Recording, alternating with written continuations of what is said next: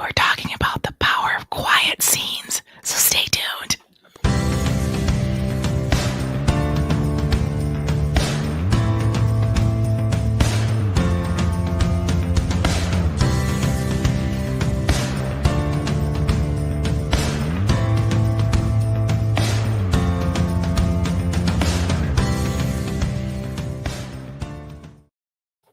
Welcome to the Christian Indie Writers Podcast, where we inform, encourage, and support Christian indie authors on their journey to publication, and also provide for you unexpected moments of ASMR. I'm Jamie Hirschberger, and I write short fiction under the pen name J.R. Nichols.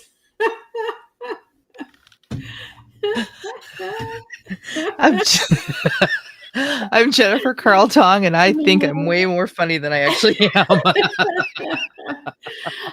Jen was just sharing with me that she's sleep deprived. So the shenanigans apparently will abound today. Good morning to everybody listening in the future. I am coming to you from the past. And Catherine Carroll is here with us live. Good morning, sunshine. And SL Perrin says, good morning. So good to see ya. And Prolific Purpose Behind the Pen, good morning to you. I hope you guys all enjoyed Jen's whispered intro. I hope that worked out. I hope it's loud enough to be able to be heard in the actual podcast. I mean, it was a very good stage whisper. Nice work. Thank you. Yeah. So we welcome you. We hope that you enjoyed today's episode. We thank you so much for being a part of our community.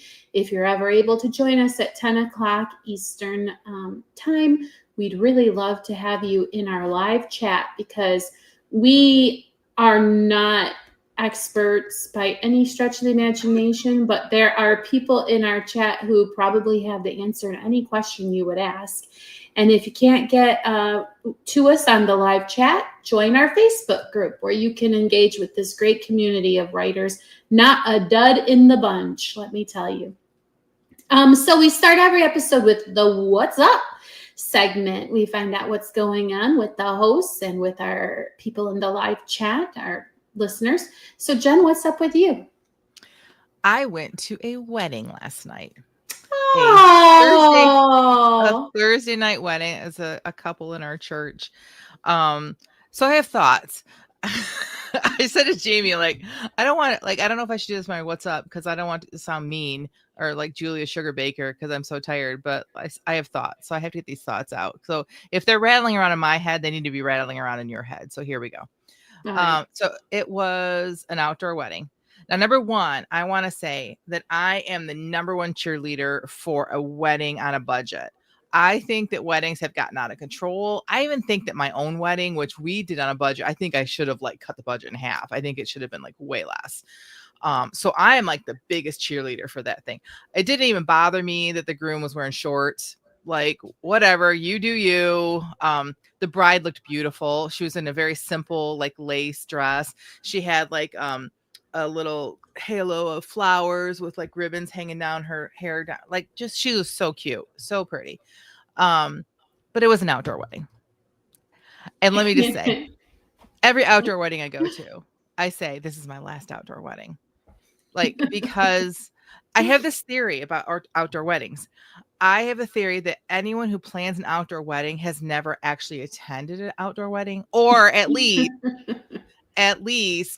the number of outdoor weddings that they have attended versus the number of pictures they have pinned in Pinterest of outdoor weddings is very much uneven, to where in their mind, this is going to be so beautiful. It's going to be gorgeous, which the pictures I'm sure are going to be amazing. But if that's what you want, and it's your wedding, do whatever you want. But if you want to actually invite people to your wedding and not have them miserable, don't do an outdoor wedding. I don't understand why all of a sudden everybody has to have an outdoor wedding. And I was counting them up. We have gone to, my husband's oh, we've only been to 2 or 3. I'm No, we've been to at least a dozen in the last 15 years, like at least. And I started doing the math in my head. And of those, there was only one, maybe two that were nice wedding. Not they weren't nice, but like that were like enjoyable as a guest, right? So here's this one again.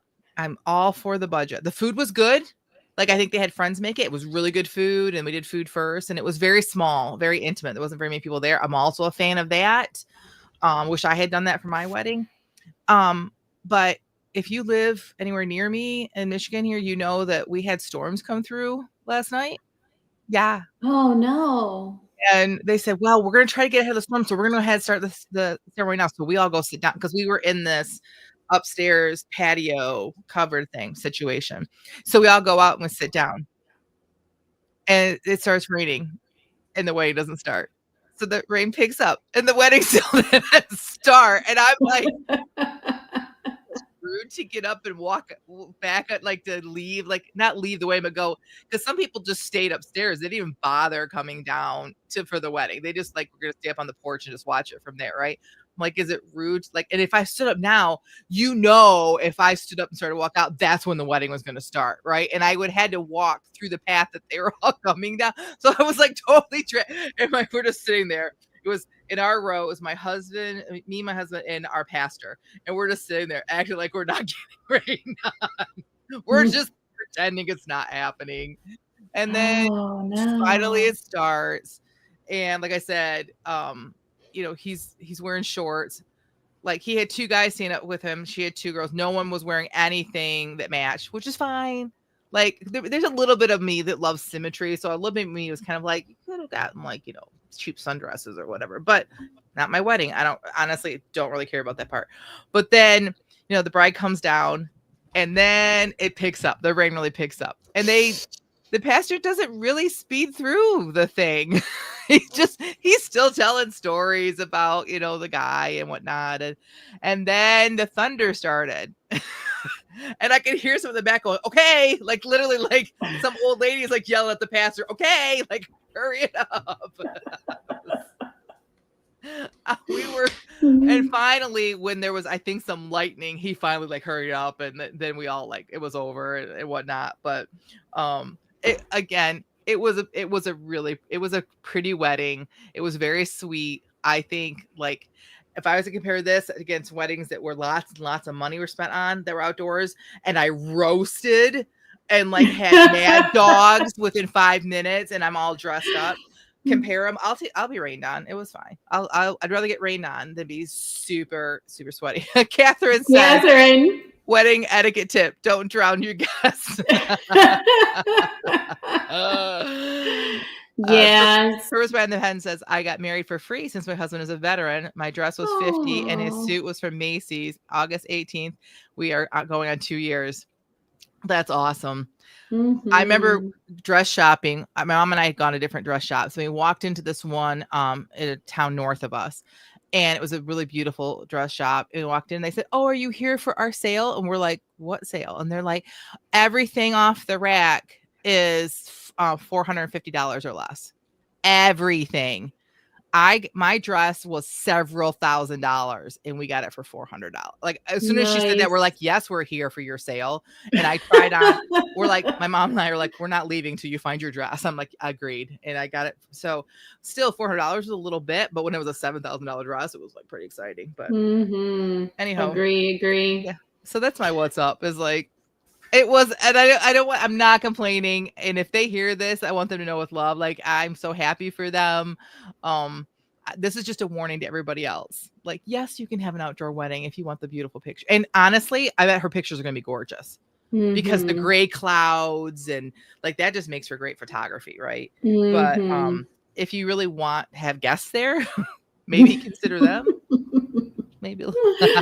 I love it. Yeah. Well, because you can't control that weather. You can't. And I know that like in your mind, you're like, oh, it's going to be so pretty on the water. It was waterfront. It's on Lake Fenton at someone's home. It was really pretty. Very simple, elegant. It was very nice. The pictures are going to be really pretty. But yeah, I'm sure that knowing her, I'm sure that she was full of anxiety about the storm and everything. So I really do feel bad for her. So this is more of a, not a criticism of what they did, because again, she looked lovely. It was a sweet ceremony. It's more of a, like, if you're going to get married, if you're planning right now, take some advice from me. Don't drown your guests. Don't drown your guests. Oh, all right. Well, all right, Jamie, what's up with you? Okay, I just have a little thing, just a little funny that happened this morning. Every day in my office job, we have like a team huddle or team meeting. And we were talking about how somebody has like a concern in their private life that like makes them, they have to accommodate and adapt or whatever. And one of my teammates said, well, life gave you melons and you made melonade. And I was like, I want melonade, whatever that is. And meanwhile, she was like, oops, I meant lemons. But I think life giving you melons and you make melonade just sounds so amazing. Like, could you imagine watermelon and cantaloupe maybe juiced and sweetened? Oh, even better. So take the watermelon and you chunk it up like you would do for a salad or whatever, and then put it in a Ziploc bag and throw it in the freezer. And then it makes a slushy. I have some in my freezer right now. So that the chunked up frozen watermelon, a little bit of like a splash of lime juice, and some, however you want to sweeten it, honey or maple syrup or sugar or whatnot. And some tahini. Oh, probably would be really good, right? So it makes a fun little, very healthy little slushy for kids in the summertime too. So, or that's just eating the frozen watermelon is good for, yeah. Do you put it in like a sandwich bag so it can be like a Capri Sun? Oh, no, I never thought about that. Poke a hole I don't drink it. Drink it with a straw. I hate melon. Oh, do ya? I hate it. And my girls will only eat watermelon. They don't like the other kinds of melon. When they're little, they used to, but my dad is he loves everything melon, but I've never liked it. I would eat it because other kids ate it in the summer. They'd pull up, we'd be swimming at the neighbor's house. All the neighborhood kids would be there and they'd pull a big watermelon and everybody would be excited. And I'd be like, okay, like everyone's eating it. So I guess I'll eat it, but no. Yeah, I don't hate it, but watermelon is not my favorite. Now, I would peel a cantaloupe and chunk it up and my kids would just devour it. And so like, I do enjoy a nice ripe cantaloupe, but it's not my super duper favorite, but melonade just sounds so yummy. I'm going to try your trick about freezing some. Mm-hmm. Yeah. It'd be like a watermelon limeade kind of a thing. Yes. Purpose behind the pen says she loves watermelon, cantaloupe, and honeydew. Oh, yeah, honeydew. You and my dad could hang. Yeah. He'll cut one in half, scoop out the seeds, and just sit there, put cottage cheese in it, and eat the whole thing. Oh, cottage cheese is a good tip. Catherine Carroll says that her what's up. She finally got a book club? All right. Yay. She thought they would never accept it. It's a first in a long series, so she's very optimistic. Ooh, I'm excited to learn about those results. Yeah, me too. Yeah, that's very cool. When is it, Catherine? Or you can tell us later. But yeah, we want to watch our next live Q&A. We've decided we're going to talk about websites, but maybe there will be time to talk about that book club, or we can make that the topic of the following one. If you are not one of our patrons, a member of our Patreon page, and you want to be looped in on that convo, go on over there and join. I think it's $5 a month to get that, Jen. Is that right? Yes. Super great deal. For $5 a month. Okay, so if we're going to be completely honest, we don't give a whole lot of value for our Patreon. There's not a whole lot of added value, but what you're doing is you're supporting this podcast so that this podcast can continue for other Christian indie authors too. So we appreciate all of our patrons who help support this podcast. And then in addition to supporting this, you also get to be in our live Q&A, which ends up being really a live chat session where we talk about like topics and kind of like just a bunch of friends sitting around talking about writing, because a lot of us don't have writing friends we can just chat with, and so that's the fun part of it. Yeah, agree. Okay, so Catherine says it's not her first book club, but it's the 1st for this book. Good for you. And it's August 4th. Okay. All right. So the timing is good to be maybe looped into our chat if we run out of website to talk about. SL Parent is finally getting over a summer cold. Yay and boo. Oh man, those colds can linger for weeks. I hate when I start to come down and I'm like, oh, it's going to be 2 or 3 weeks. So sorry you're going through that, but happy you're on the mend. Purpose Behind the Pen says, her what's up? Finally able to write in book 20, but she's still free writing. Well, good for you. I hope that you're not too hard on yourself because you always seem to come through. You're very dedicated to your work, and sometimes things just don't come as easy as others. And just so everyone knows, Tina Catane is not out with a illness. She is enjoying camp meeting for the first time in a couple of years. So she'll be back with us soon, and all well wishes to her for a really good time at camp meeting. And with that, I think we should transition into our topic of the day, Jen. Sounds good to me. Yeah, we're talking about quiet scenes, the art of writing quiet scenes. Not every scene in your novel needs to have explosions or emotional breakdowns to be powerful. We're going to talk about the moments that seem mundane but are rich with subtext, emotion, and transformation. And the first thing we're going to talk about is dig a little more into what quiet scenes are and why they matter. Right. So a quiet scene is, so it's more focused on the internal conflict than it is the external conflict.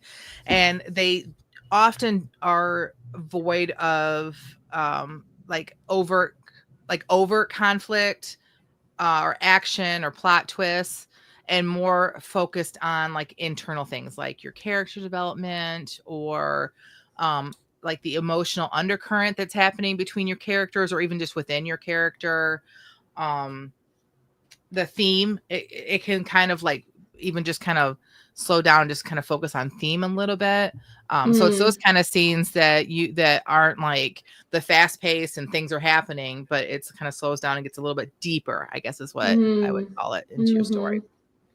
I think that they're important. They matter because they make a contrast to those scenes that you're just talking about, where things are going crazy, are fast paced, are intense. Your reader can have a moment to breathe. And I was just telling somebody the other day about my experience watching one of the Too Fast, Too Furious movies. I don't even know which one. And I swear the whole movie was just all these car chases. And I couldn't even like remember which car had which person in it and who was in the bad guy car, because it was just like vroom, vroom, vroom, vroom, like from scene to scene, just really super snappy. And your whole novel just should not be that way for your reader. Yeah, because see what this way. Here's why it's important. Is because I've read books that they don't slow down ever. And guess what happens because I need to slow down. I put the book down. And I might come back to it, but I have to walk away. Sometimes I'm just like, okay, it's a little intense. I gotta have some breathing space. And wouldn't it be better if instead you gave your reader some reading space so they don't put your book down, right? You want to keep them in the book as long as possible because you want them to love the book and then to move on to the next book and have the same experience. And, you don't want them thinking about their dishes that are piling up in the kitchen. you want them to stay in your book. So that's why it's important. One of the reasons why it's important. I love that it helps me to be able to show my character what they are like in the down moments too. Because I think that all of us are the same person can be one way in one situation and another way in another situation. It's still the same person and they're still both true, but it gives you more of a rounded character of what they're like in those moments, the quieter moments. Completely agree. And I also feel like because you take the time to reveal your character at that level, it helps your reader to connect more to your character. The stakes are high internally often in these scenes, like you're reflecting on, well, why am I so resistant to love or whatever? And or like in the Hercule Poirot series where he's buttering his toast or doing whatever little persnickety thing in just the way that Poirot does.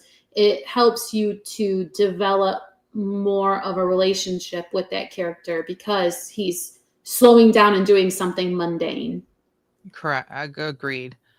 And I think also too, as Christian writers, like it's the if you were trying to reinforce like faith and just the Christian aspect of your book through action, it would have to be what like there's I mean you can do that, don't get me wrong, but like it would definitely be a different high stakes kind of situation like in Tina's books, like them actually battling and having spiritual warfare. Maybe in my books it would be characters arguing about um the truth of the gospel or whatnot. But I think that in these quiet moments it's so much easier and more authentic to be able to write the about the reinforced like the faith of the characters or like whatever transformation they're going through.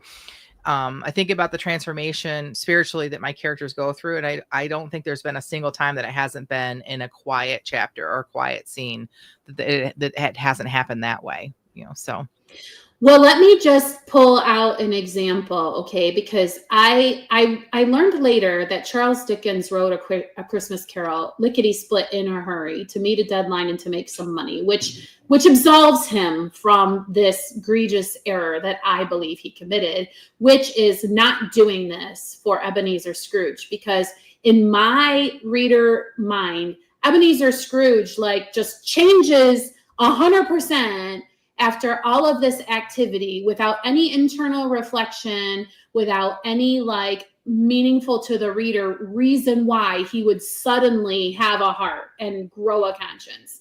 And I feel like that's an example where if he could have taken the time to maybe do some of this quiet work after those experiences with the spirits, maybe it would have made a better connection for me. Yeah, I agree. I absolutely agree. And it also there's a little bit of a cultural difference in like the time period that it was written as well and the style of how writing was done back then in the Victorian age.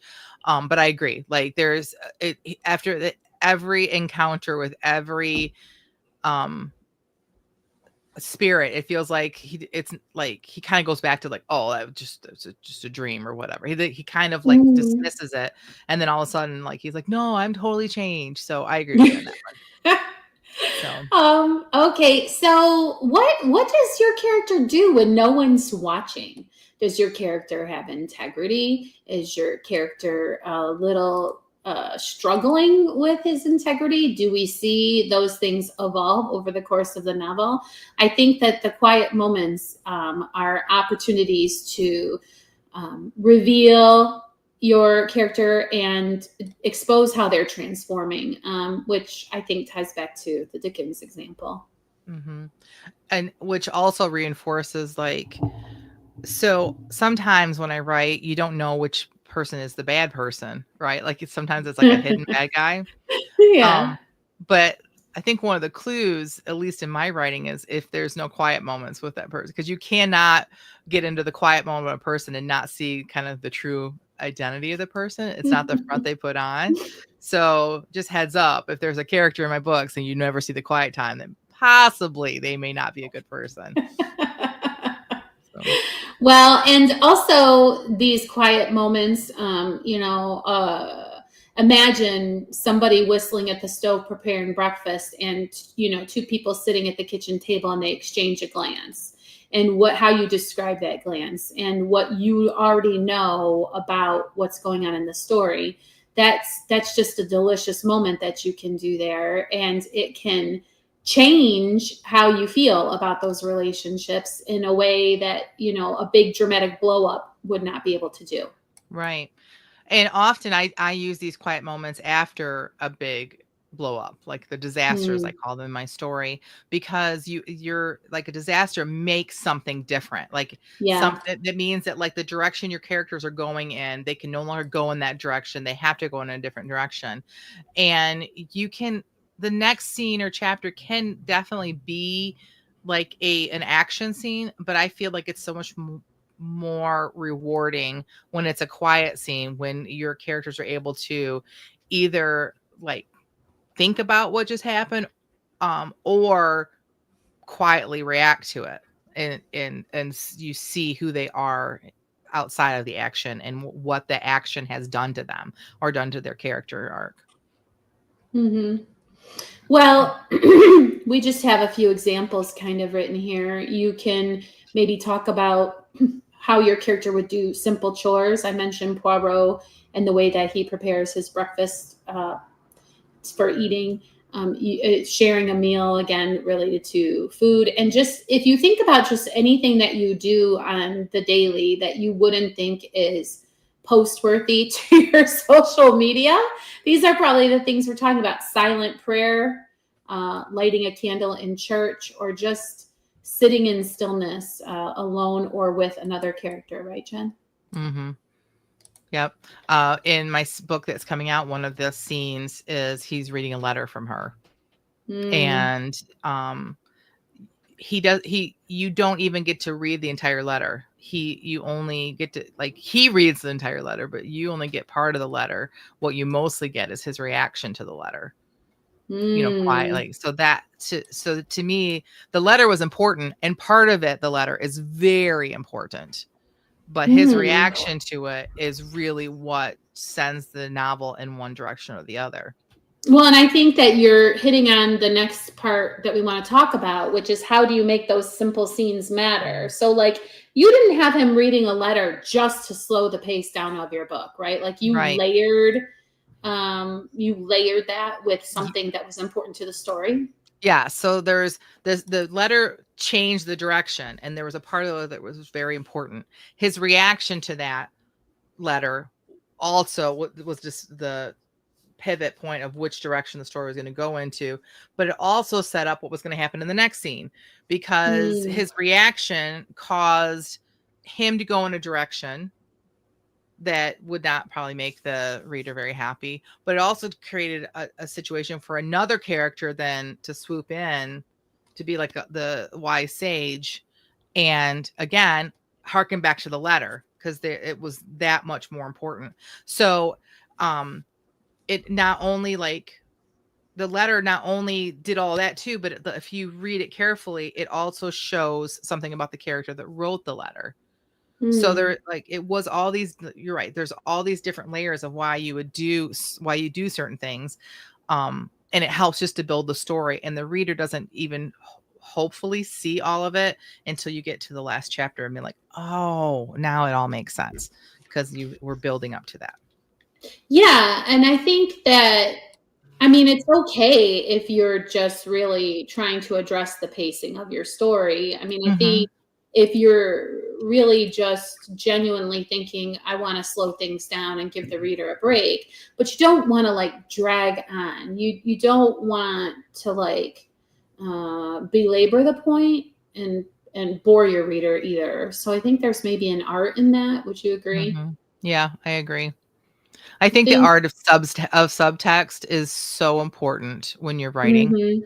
And I think that that's kind of what I'm getting at, is that even, like, the wise sage, when he comes in, keeps referencing part of the letter, like, to point out to the person that they are missing the subtext, right? Without saying you're missing the subtext. Like, there's subtext that you're supposed to read as a reader. The character was supposed to have read it. And then the wise sage comes in and is, but he doesn't tell him. Like, he just keeps, like, dancing around the subject until finally the guy is he has to finally let go of his ego and the pain, the hurt that he was experiencing, be like, okay, wait a minute, what does this actually say? So I think that subtext is something that's super important when you're doing this kind of layering.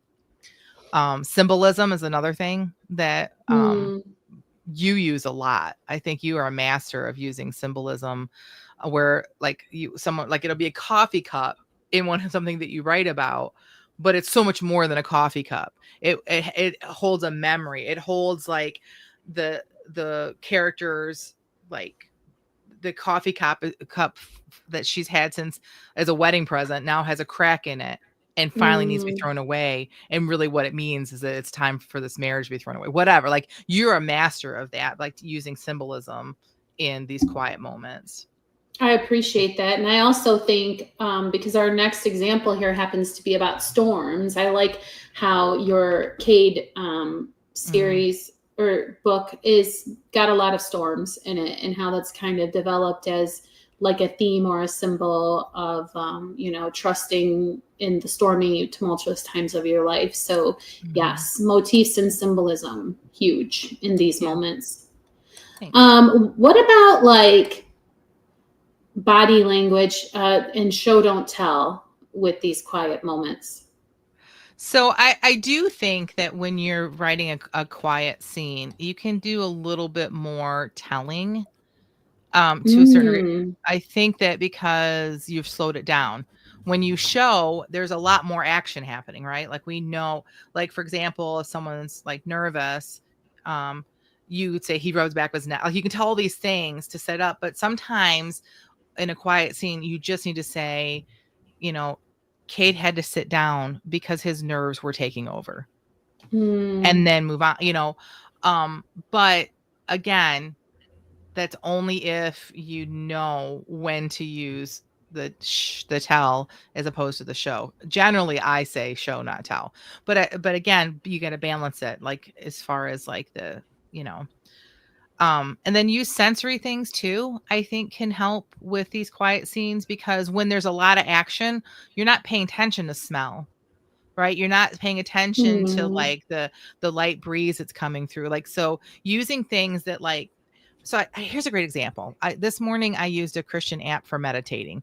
Actually, in the middle of the night, I did too because I could not go to sleep. I woke up in the middle of the night and then I was just wired. I could not get back to sleep, and every single anxiety that I didn't even know existed in my life started, Mm. beating at my brain. Um, but so imagine like a meditation and that the things that you focus on when you slow everything down. That's Mm-hmm. really what that is about being in the moment.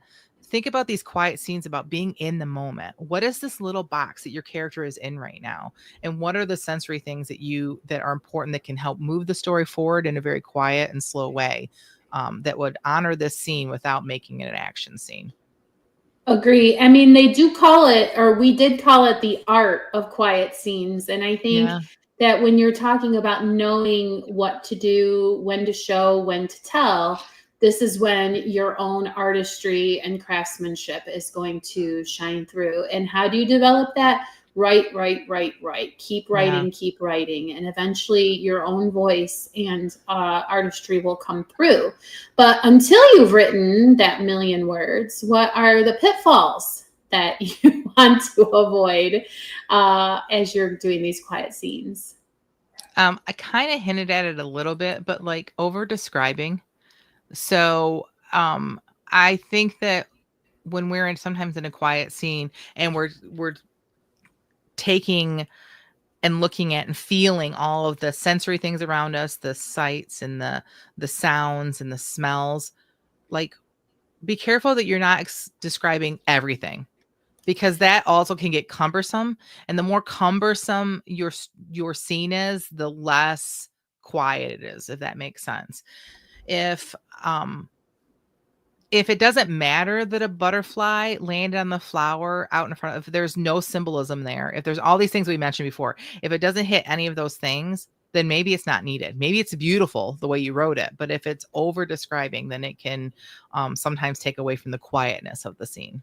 Yeah, and I think that you're hinting at what you always say. If it doesn't serve the story, doesn't move things forward, doesn't serve your character arc, cut it, rewrite it, get it out of there. Mhm. If nothing would be missing if you took the scene out, then it should go, which Right. is really tough to kill your darlings, honestly. Well, here's the flip side of that. If you really love what you wrote, then make it matter.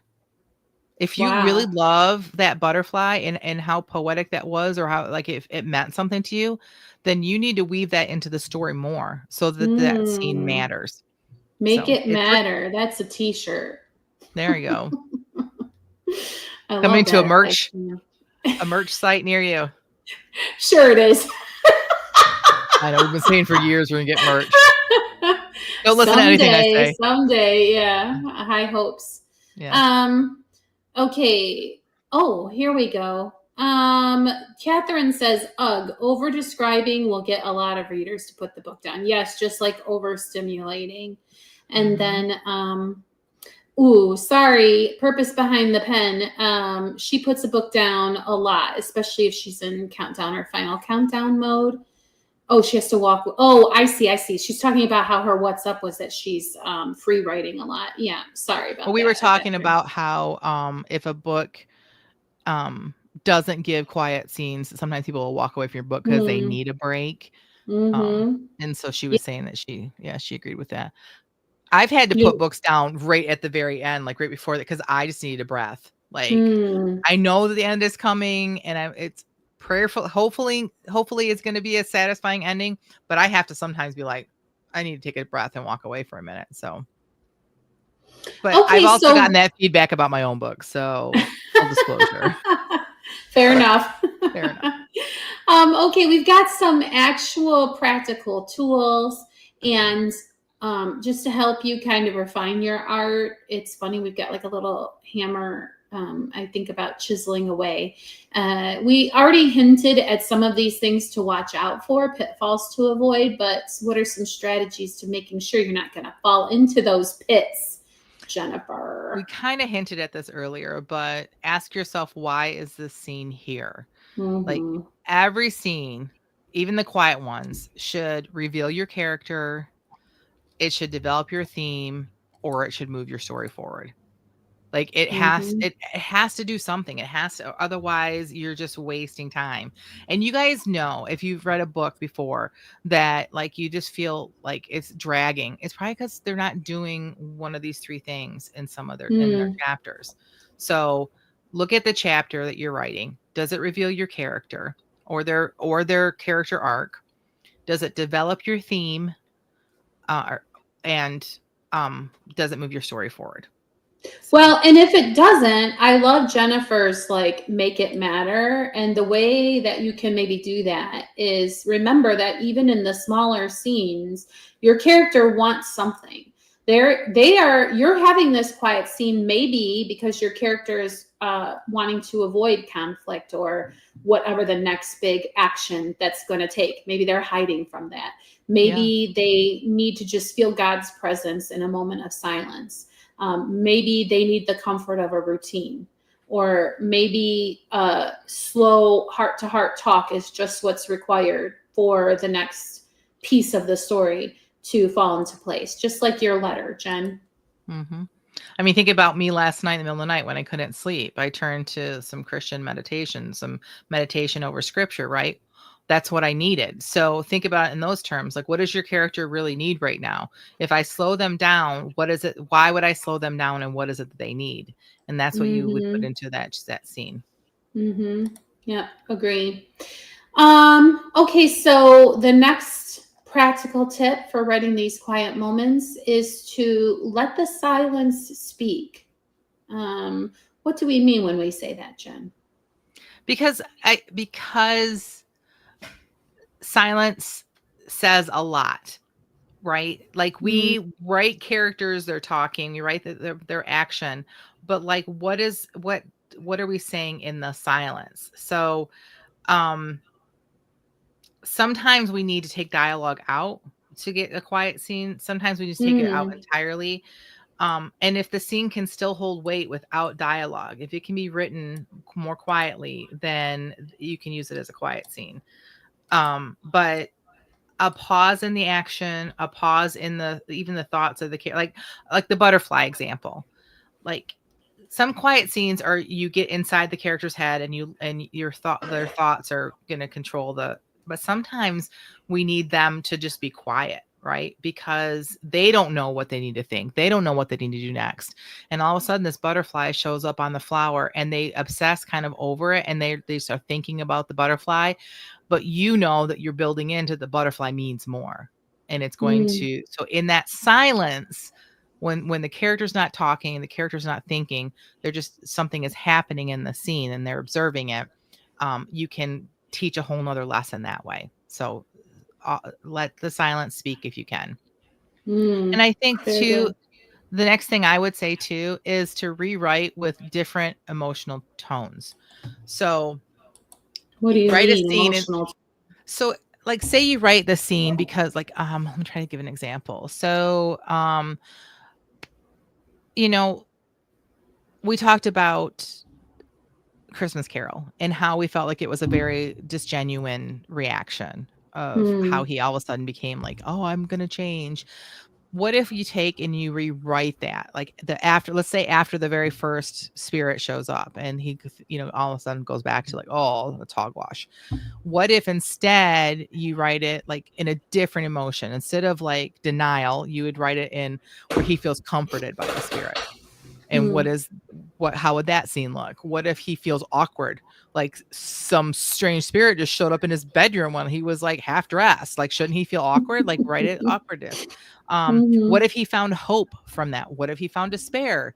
Like, what if he was afraid? Like, he was afraid, but then when they're gone, he was no longer afraid. I don't think I would have that reaction, right? So try to mhm. take, if you don't think a quiet scene is working, try to change the emotion that your character is experiencing and see if that changes the outcome of the scene. Yeah, I really am glad we came up with that example because it does make my brain churn as to what would that have looked like?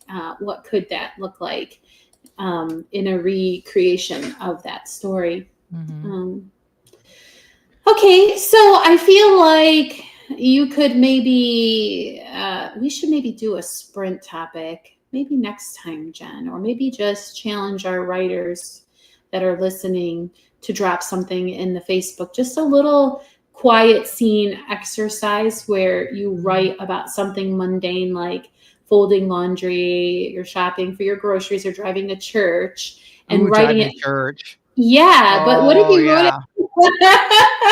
What if Because, you like, wrote it?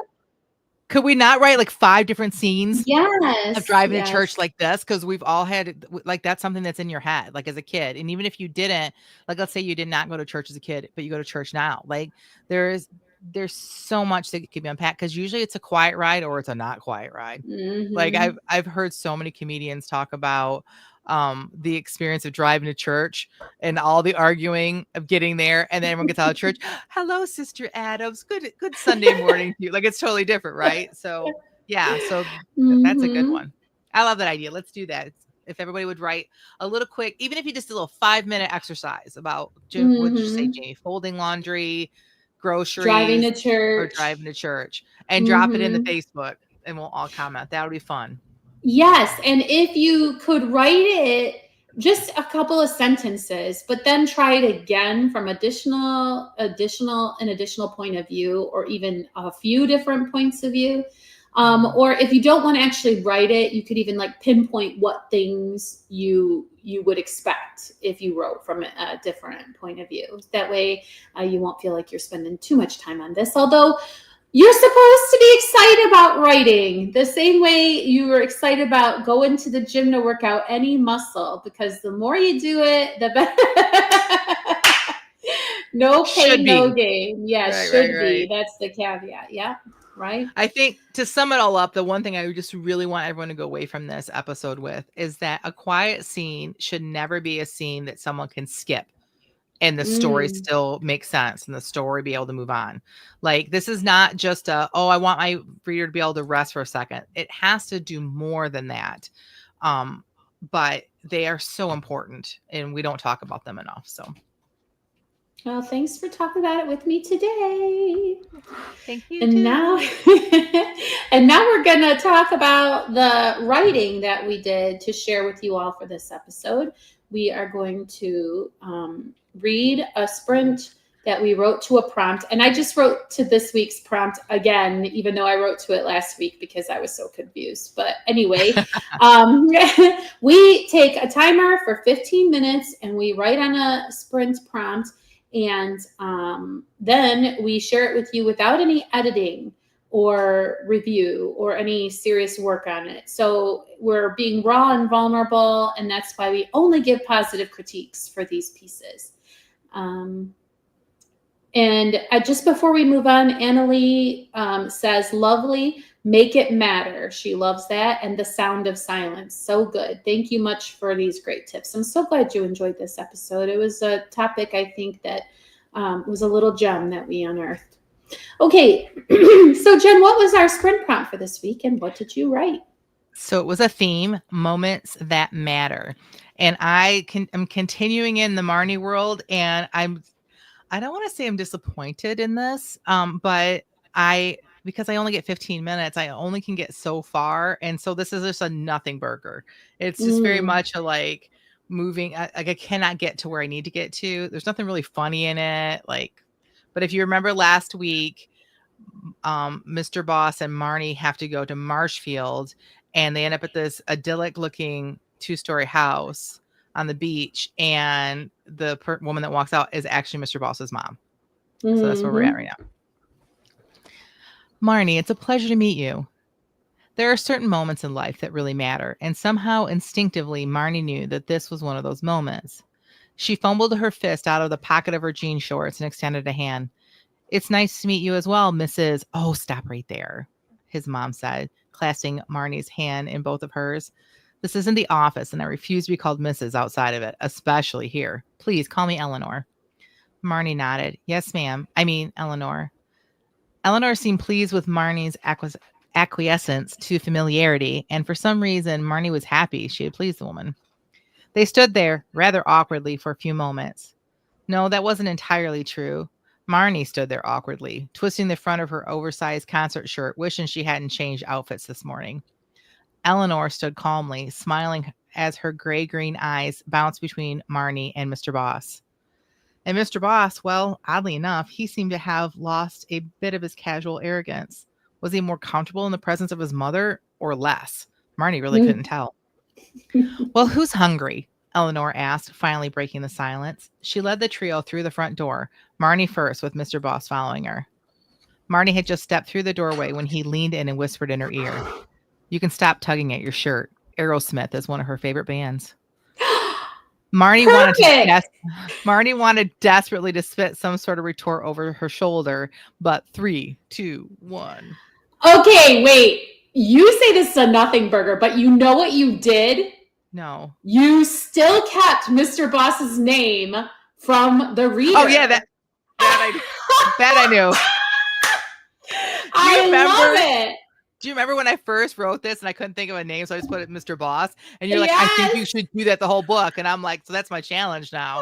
Is I'm not sure when I'm going to reveal his name, but like the challenge is to not give him a name through most of the book. So yeah. Maybe on their save the date cards, it can finally be.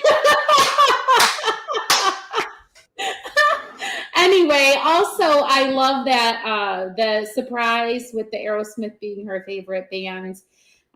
Very, very fun. I know you feel like it was, I think that this was a good example of writing a quiet moment, actually, because it's really just them getting out of the car and coming into the house. It's really just a mundane, and where you're building is you're showing Marnie's conflict of anxiety because she feels underdressed and undeserving of the praise or attention of this woman, and also like her own, why do I feel this way? Why should I feel happy that I'm impressing this woman? So you really did a lot of character work in a quiet moment. So I think you kind of met the challenge.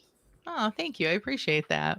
Yeah, for sure. I know where I'm going. This is why I'm so disappointed, is because like I can't wait to get 1 or 2 more sprints in to get where I'm going with this. So there's just some good things that I want to reveal and stuff. So yeah, and Eleanor, I like the name choice. Me too. It fits her. Mm-hmm.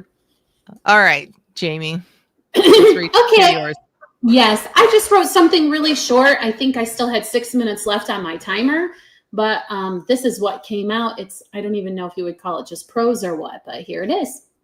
Moments that matter, or should matter, I guess. The first breath you take and the last. Falling in love. But what is that moment? Is it at that first glance, first kiss, first touch? Is it a switch that flips when a friend instantly becomes a lover? I don't think you fall in love in a moment. I think love is a feeling that swells over time. I'm taking it off the list.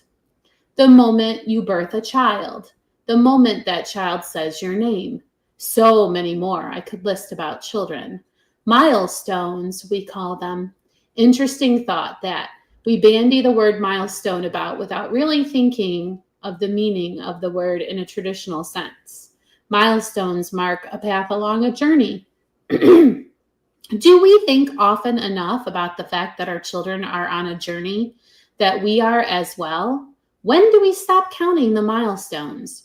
I guess after a while, we just focus on birthdays, particularly the big ones.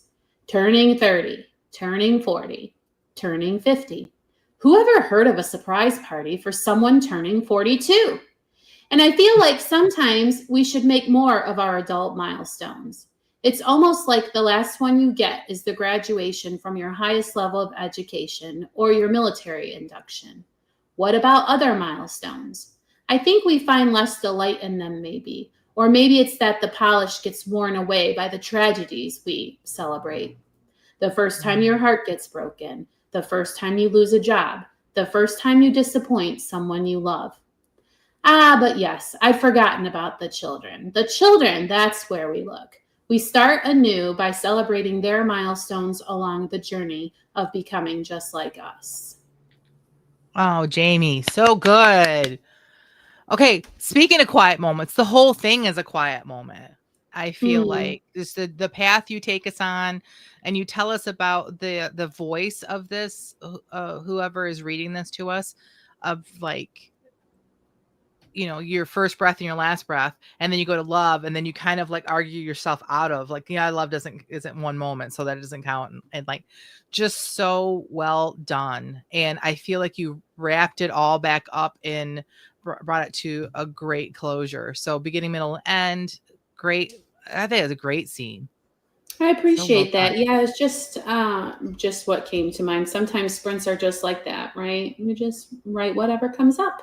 And you weren't trying to write a quiet moment. You just were writing whatever came up. Right? Yeah, for That's real. cool. Yeah. Appreciate that.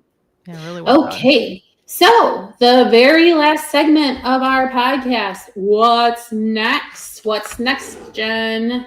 Well, I am waiting on edits to come back from my final edit from my copy editor from my book, which I will put my hand over some of it. So I have a copy here, but waiting on those edits. I still have to edit the cover because for the first time ever, my template from Amazon was not correct. So I got to go in and tweak it and try to probably order another copy to make sure my tweaks look good. And just kind of starting to think about release and how I want to release this. And I'm going to start this week getting together, not sending them out, but getting together like all the emails that I had sent in the past for my ARC team. I'm probably just going to take those same ones and maybe tweak them a little bit, maybe not. Like, who's going to remember if it's the same exact email? So, just kind of thinking along those lines and head in that direction. So, Well, it's what about you? exciting, like book launch approaches. Yeah, I know, it's so funny. This has been so long in the making that part of me is kind of like, there was a part of me that just like, just get it done and throw it out there. Don't even worry about it. But now that it's done, I'm gonna do it right. It's the last book of the series, and we're gonna do it right. So I think I'm also gonna look at. I've been in Kindle Unlimited for a while now, and I've not done a single like discount days, the Kindle Unlimited, and so I think I'm gonna do some of those and see if that gets some traction before this book comes out. So It's been a while since we talked about book launching. Maybe we need to do like book launching then and now from the perspective of the Christian Indie Writers podcast. So if you wouldn't mind just kind of making some mental notes to document along your journey and the decisions that you had to make, maybe our listeners would benefit from that.